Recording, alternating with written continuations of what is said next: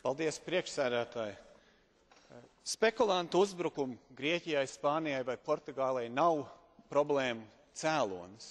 Tās ir problēmas sekas.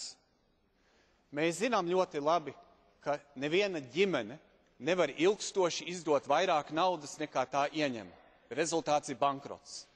Tas pats jau ir ar valstu valdībām. Neviena valdība nevar ilgstoši izdot vairāk naudas, nekā tā ieņem nodokļos. Rezultāts ir vai nu valdības bankrots, vai, kā mēs redzam šobrīd, spekulantu uzbrukums valūtai.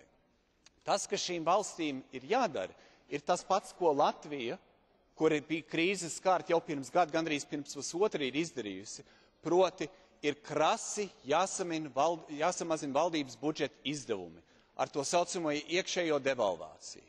Es aicinātu Grieķijas valdībai arī griezties pie Latvijas valdības, lai saprast, kādā veidā šādas lēmumus var pieņemt, bet tie ir jāpieņem un tie ir jau Eiropā agrāk pieņemti. Paldies!